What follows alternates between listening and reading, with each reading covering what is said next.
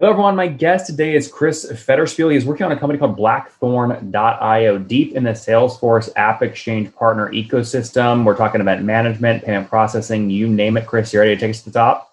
Let's do it. Thanks for All having me right, on here. you bet. Okay, so a couple things I want to dive into here first. Are you exclusive to Salesforce? In other words, does someone have to use Salesforce in order to use Blackthorn? It is, what's the expression? Bittersweet, or is it both a blessing and a curse? But yes, that is the case. Salesforce is our system of record and the only database we integrate with. So again, blessing and a curse. Blessing is you're riding a freaking whale. Curses, they've got to pay a bunch of money to Salesforce before they can even use you. Talk to me about the blessing side first. How significant has Salesforce been in terms of driving you new customers?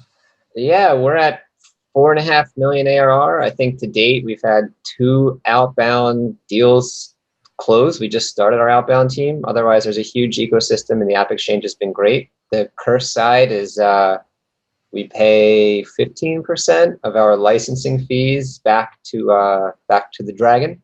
And I Yep. heard this expression that you're riding on the back of a dragon. At some point, the dragon might look backwards. So the fear is always, will they buy or build something that we're doing? But it's also so big that wouldn't even matter because there's a lot of companies that have continued to get huge even after that's happened. So just to be clear, you just passed 4 million in ARR like this month. Uh, 4.5, but we have a couple things going. So I think we'll be at 5 by the end of next month. We'll Well, see. yeah. So the reason I'm asking is if you're at 4.5 now, I'm curious, where were you a year ago? What does growth look like? Uh, it kind of started April 2019. We brought on Caesar Devoto, who fixed our sales process. So we had 700K ARR then. In And it's been 2019? in mid 2019. Yeah. It's been now growing pretty consistently since then. We've identified our product market fit with events and go to market and focusing mostly on higher ed and nonprofit of the Salesforce.org side. We have a lot of .com customers, but the closest match for our stack for the event side is with higher ed and with nonprofits. For payments, it's sort of all over the place as it's more infrastructure. Well, I want to get into payments here in a second. But first, do you remember what you finished 2020 with in terms of ARR? Mm, I know this. I think it was 3.6, and I think our goal for end of this year is 7.2 because we're trying to do 100% year over year. Yep. Yep. Yeah. So 3.5, go up to 7.2. So walk me through this growth. You said you launched when did you launch the company? When was the first code written? August 2015, doing only payments, but we mostly looked like a services company for a while because our payments app was free, largely funding the rest of our services. And we didn't switch to paid anything until the very beginning of 2019, where we made our payments app paid, and then we launched our events app, which initially was terrible. But then we accelerated a lot of features and it soon quickly did more, and that was able to get more people. Since your origin story, it talks about payments. Let's start there, right? So what does it mean when you say you had a payments tool? What were people like? Name a customer who was using you back in 2015. Ooh, we were building it for a while, so I don't know if we had any. But beginning of 2016, we had Urban Space. They rent pop-up shops in New York, and we built a custom event portal for them, but they were doing all of their payments through our payments app. Mhm. We still have a lot of customers like that now. Like Tony Robbins uses us. You call them up to do an event registration, but the payment goes through our payments app. Like our events app uses our payments app as the processing engine. They kind of stack. So I guess the right question is like in this year, how much payments volume you think will go through your payments portal? Uh, we might hit 1 billion in aggregate this year, Okay. from inception. Um, in the payments world, though, like ACH volume is irrelevant because it just doesn't really make any money. But our card volume is getting pretty significant. I think our card volume is at least 400 or 500 million aggregate now, or something Are you like that. saying cart volume, like checkout Like cart? credit card volume. Card volume. If it's a card volume is 400 or 500 million, and how would that be different than the GMV going through your payments portal? Why would those two numbers be different? There's a lot of ACH. Ah, ACH doesn't, a lot of bank transfer type funding. But we don't charge by that. We just charge per user of Salesforce user and for the licensing for our app. Yeah. But your sort of core activation utility metric is that payment volume. If you do a good job, people are going to do more events. There's going to be more payment volume touching you, right? They will, and future acquirers I've heard the multiple they give on gateway revenue share volume is 18 to 22x, which is, obviously enormous. On volume or the revenue you're making from the volume? On the revenue you make from the volume, which is like revenue share through gateways. But the way that we're tabulating and focusing on sales is more of getting customers live and selling licenses. And if they happen to have a lot of volume, great, but that's not the main driver. Yeah. Look, we have a comp in the space, right? I think Bill.com got a steal acquiring GetDivvy. We had Alex Bean on the show 2 days for acquisition, and they shared they passed out $4 billion in volume. The acquisition price was about half that, right? So 2.6 billion. So that's not on the net that Divvy was making. That's on the total GMV. But if we were going to use the same number on you could argue that, you have a $500 million company if you process $1 billion. You could. It depends how much is card versus ACH. Like ACH really just doesn't make people money. So just to repeat back to you, since inception in 2015, you're about to break $1 billion in total GMV and about $500 million in credit card payments. Yeah, about. And what is it actual, just so I can understand, like this year, what do you think credit card payments will be through the system? A couple $100 million? Yeah, about that. Okay. And so people listening right now might be going, well, wait, if he's adding value, why doesn't Chris take, 10 bips or 50 bips on the spend? It's a good question. We haven't decided to make our own processor only because our partnership with Stripe is really, really good. It's really strong. And the momentum that they have with Stripe checkout that we've now just integrated and went live with is like what they're doing is amazing. So our customers are global. There's no way we're building all these integrations to all these different systems. It's impossible. Mm-hmm. Like they need hundreds, if not thousands of developers that they're up to now to make it happen. So our goal is not to have huge margin on a small amount of customers. It's more about like a land grab to get as many customers as we can. And by having more capabilities for them to pay, we're finding the fastest route to do that is with integrating with Stripe.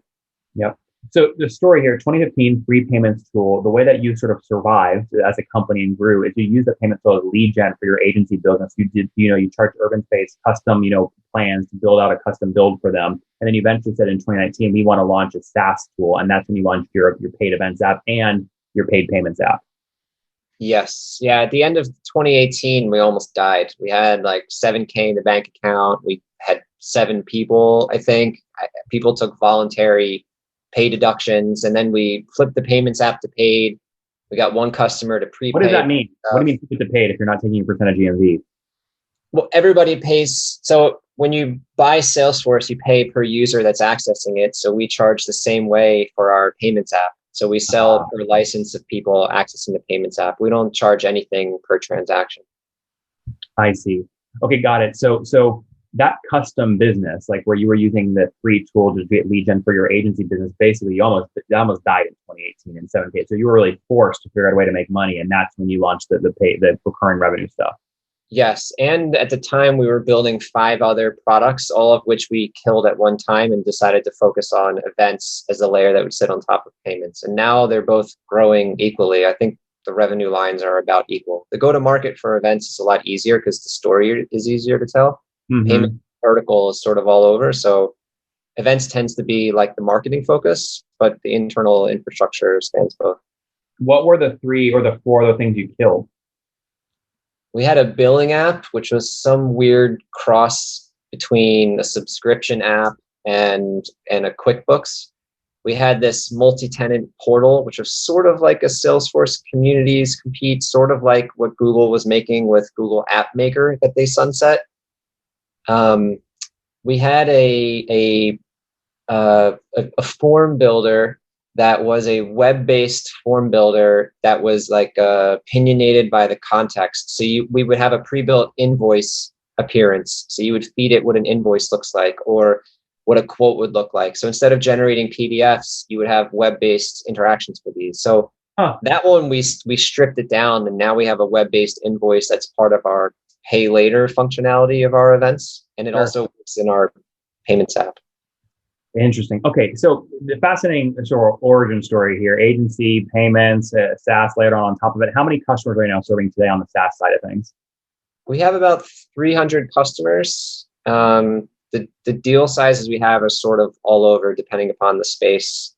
So, and we have a lot of legacy customers too, but it ranges anywhere from like 8K to 50K regularly, maybe 12K average, something like that. Like pretty standard for SaaS. Yeah, I mean, the 4.5 million run rate divided by 300 is what, 15 grand ACVs, but I bet you probably have some accounts that are, very large. There's a few that are large, a few that are small. The rev share helps out a good bit, and that's growing too. We don't charge customers anything for that, so it just helps. Sorry, wait, what's the rev share?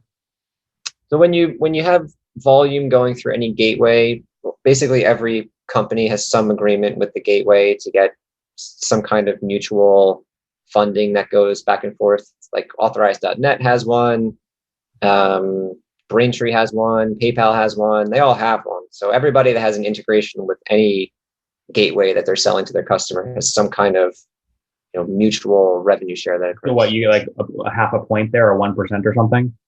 The percentages, we have some pretty tight-lipped NDAs that we're supposed to keep our mouths shut about. But basically, it ends up being mutual to the companies because it behooves everyone to kind of make it happen. Got it. Okay, you do make a percent of revenue then on the GMV. It's just you don't do that through your customers. You just negotiate with the providers themselves. And it's, look, there's 300 bips up for grabs on every transaction. So it's less than 3%, probably more than 0.1%, somewhere in there. Yeah, we don't charge customers, but sometimes we can get a bit more aggressive with their per license pricing, which is their out of pocket if we see some pretty substantial volume that they're processing. Yeah, no, my point is the more GMV you have for your platform, the better you can negotiate with the actual payment, like the ACH, like the provider on the back end. I'm not talking about charging your customers, but you can say, listen, we're processing $1 billion a year now. We're going to move to somebody else unless you take us from 0.1% cut to a 0.25% cut. I'm making this up. That's my point. Sort of. It's sort of leverage like that, but the reality is that a lot of gateways technologies just stink.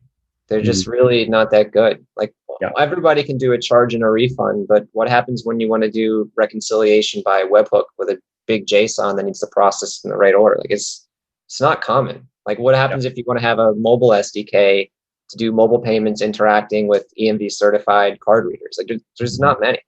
Yeah. Interesting. Okay. What about how you funded this business? Is it bootstrapped or have you raised? We got 50K from a friend,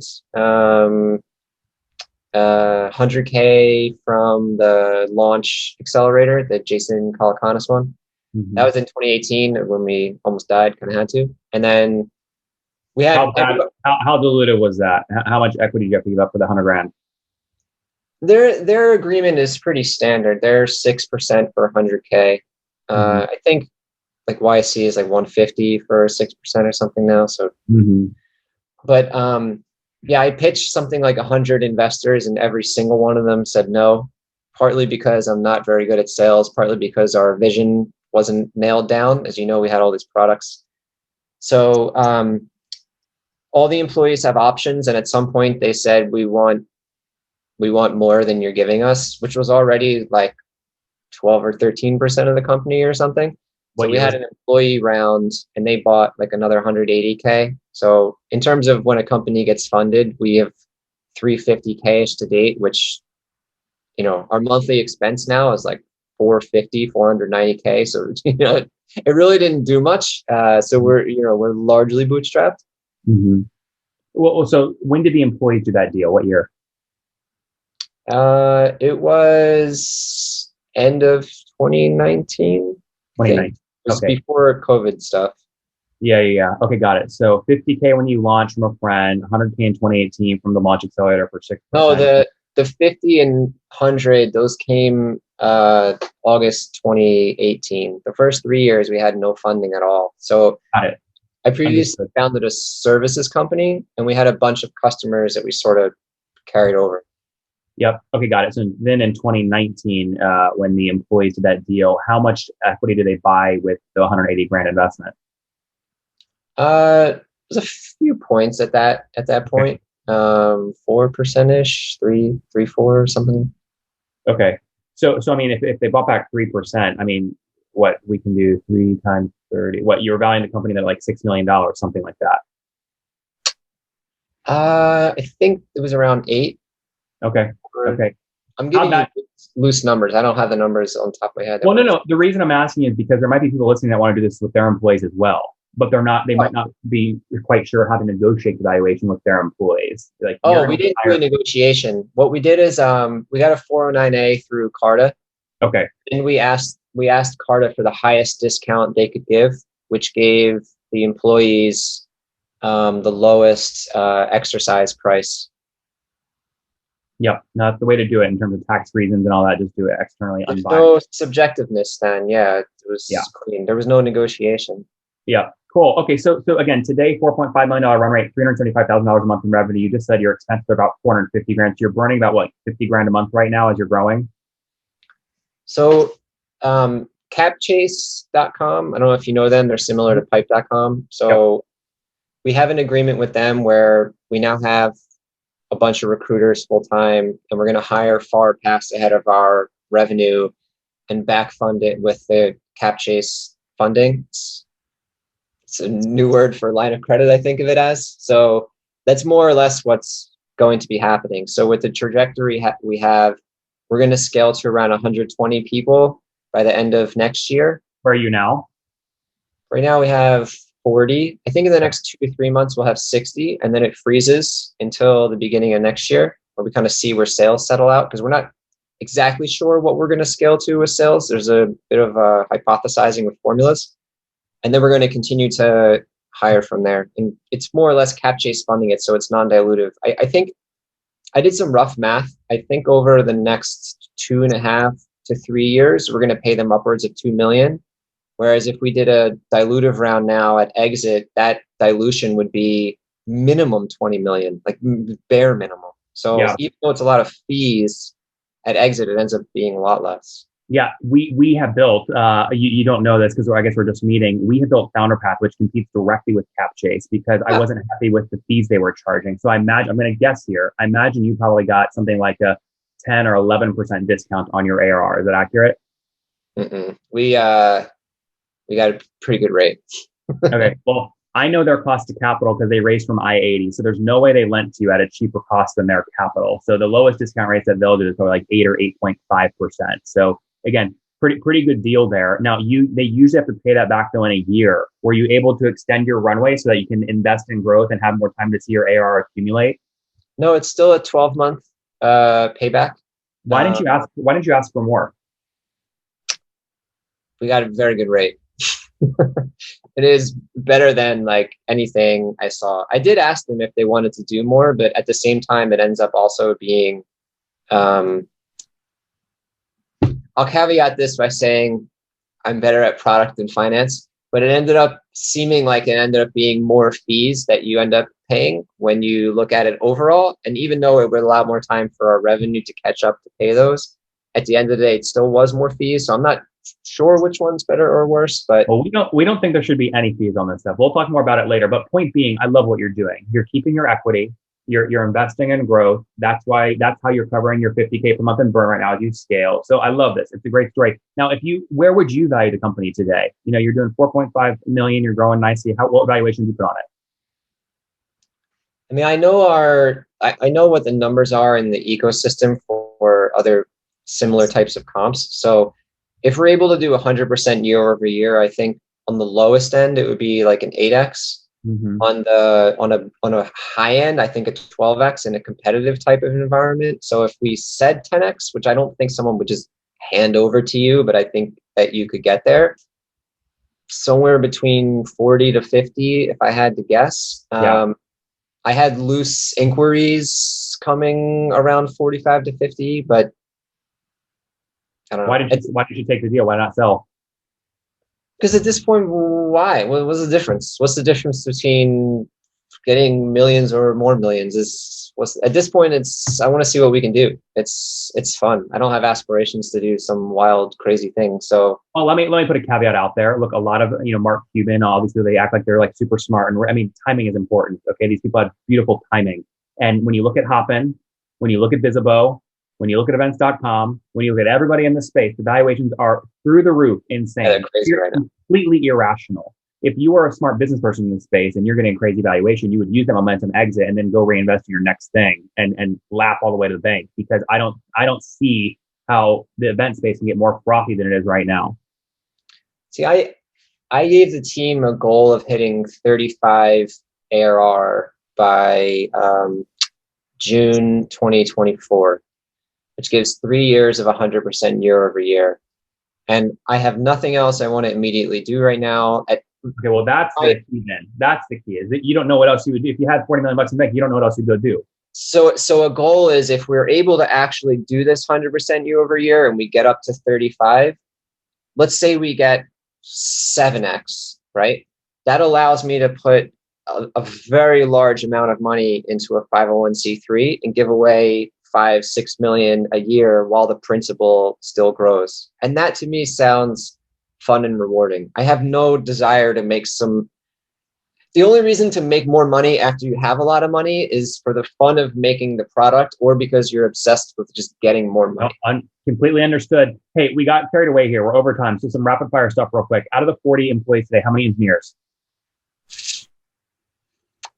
I'll put it like this. When we have 60, at least 20 will be engineers.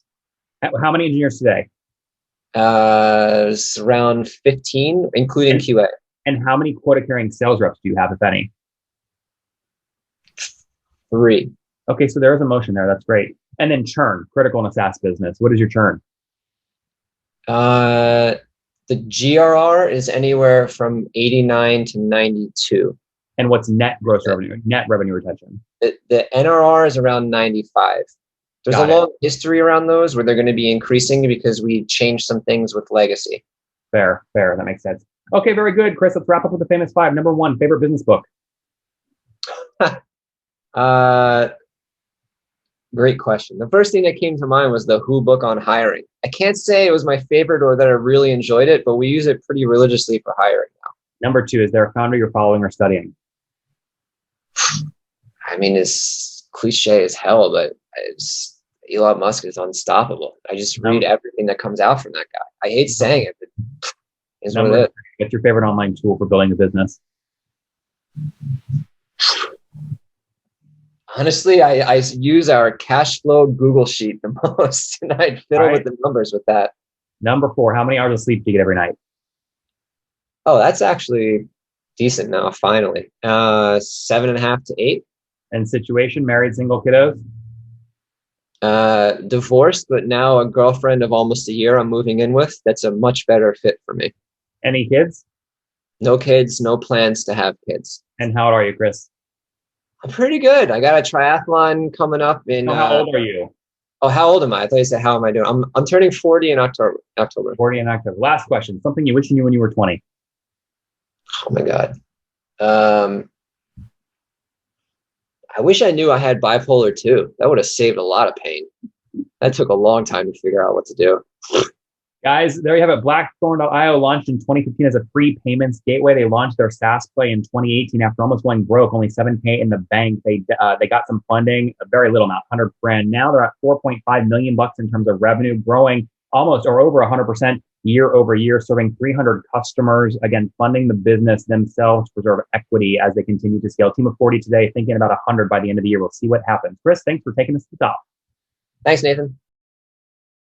One more thing before you go. We have a brand new show every Thursday at 1 p.m. Central. It's called Shark Tank for SaaS. We call it Deal or Bust. One founder comes on, 3 hungry buyers. They try and do a deal live, and the founder shares back-end dashboards, their expenses, their revenue, ARPU, CAC, LTV, you name it, they share it. And the buyers try and make a deal live. It is fun to watch every Thursday, 1 p.m. Central. Additionally, remember, these recorded founder interviews go live. We release them here on YouTube every day at 2 p.m. Central. To make sure you don't miss any of that, make sure you click the subscribe button below here on YouTube, the big red button, and then click the little bell notification to make sure you get notifications when we do go live. I wouldn't want you to miss breaking news in the SaaS world, whether it's an acquisition, a big fundraise, a big sale, a big profitability statement, or something else. I don't want you to miss it. Additionally, if you want to take this conversation deeper and further, we have by far the largest private Slack community for B2B SaaS founders. You want to get in there. We've probably talked about your tool if you're running a company or your firm if you're investing. You can go in there and quickly search and see what people are saying.